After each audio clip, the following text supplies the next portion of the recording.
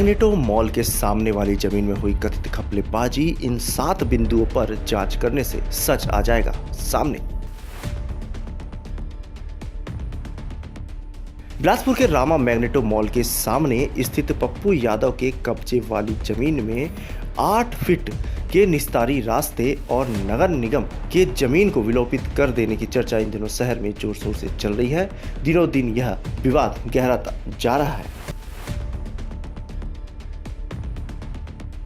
जमीन संबंधी मामलों से जुड़े जानकार इस विवाद से जुड़े कई अहम बिंदुओं की तरफ इशारा करते हैं। जानकारों का कहना है कि इन 7 बिंदुओं पर ठीक तरीके से छानबीन करने से सच सामने आ सकता है।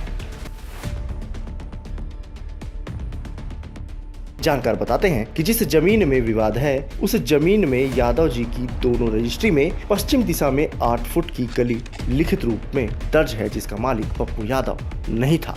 जानकार बताते हैं कि धीरे धीरे योजना बनाकर नगर निगम की जमीन को हड़पने का षड्यंत्र रचा गया। इस जमीन से लगी सभी जमीनों के कागजात की छानबीन करने पर सच सामने आ सकता है। जब पप्पू यादव ने सुधा चौहान की जमीन खरीदकर उसकी रजिस्ट्री करवाई, तब की चौहद्दी में पूर्व में 8 फुट की गली विलोपित कर पूर्व में यादव जी का मकान दर्शाया गया है। अब सवाल यह उठता है कि इससे पहले के कागजातों में जहां 8 फुट का निस्तार रास्ता दर्ज था, वहां अब मकान कैसे दर्शा दिया गया। मुख्य मार्ग दर्शाकर 5232 वर्ग फुट की रजिस्ट्री पप्पू यादव ने सुधा चौहान से ली। जानकार बताते हैं कि यह रजिस्ट्री पप्पू यादव ने साल 2019 में करवाई। जानकार ये भी बताते हैं कि रजिस्ट्री दिनांक यानी 2019 के पहले उक्त स्थल पर सुधा चौहान कभी किसी रूप में थी नहीं। उदाहरण के तौर पर जमीन से लगे जितने भी सीमांकन हुए उसमें पड़ोसी भूस्वामी होने के नाते सुधा चौहान को उपस्थित होना था, जो कि नहीं हुआ।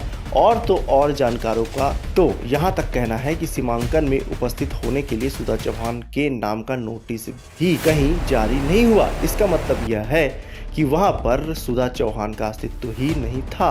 उनकी जमीन केवल शासकीय भूमि को कब्जा करने की नीयत से क्रय किया जाना प्रतीत होता है।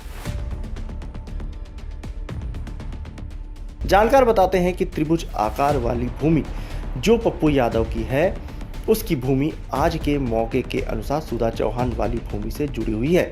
लेकिन जब त्रिभुज वाली भूमि की चौहद्दी देखें तब कहीं भी सुधा चौहान का जिक्र नहीं मिलता।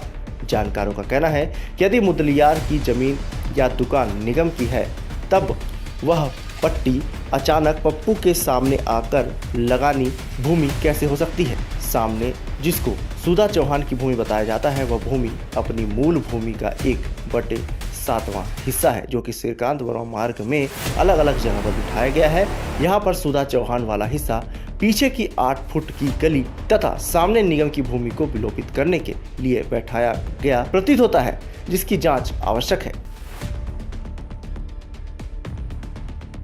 जानकार बताते हैं कि विवादित भूमि के पास चर्च वहां की सबसे पुरानी संपत्ति है, जो कि आज भी अपने मूल स्वरूप में है। यदि चर्च की बाउंड्री को आधार मानकर विधिवत नाप किया जाए तो पप्पू यादव के सामने की पट्टी निगम की निकल जाएगी। पप्पू यादव की जमीन से जुड़े कथित विवाद का सच जानने इन तमाम बिंदुओं पर सावधानीपूर्वक जांच होना आवश्यक प्रतीत होता है। रामा मैग्नेटो मॉल के सामने पप्पू यादव के कब्जे वाली जमीन में 8 फुट के निस्तारी रास्ते और नगर निगम की जमीन को निजी जमीन में बदल देने और सरकारी दस्तावेजों में छेड़छाड़ करने के तमाम कथित आरोप पप्पू यादव पर लग रहे हैं। अपने दर्शकों को स्पष्ट शब्दों में हम यह कह रहे हैं कि वर्तमान कब्जाधारी यानी पप्पू यादव पर हम किसी तरह का घपलेबाजी का आरोप नहीं लगा रहे हैं। हमारी खबर का उद्देश्य मात्र इतना है कि यदि किसी जमीन पर कोई विवाद या घपलेबाजी की आशंका है तो प्रशासन को चाहिए कि इस मुद्दे को गंभीरता से लेकर उसकी जांच करे। इस जांच से स्पष्ट हो जाएगा कि सच में घपलेबाजी है या नहीं। जांच में यदि घपलेबाजी पाई जाती है तो दोषियों पर कार्रवाई हो, और यदि घपलेबाजी नहीं हुई है तो तमाम अफवाहों पर भी विराम लग जाएगा।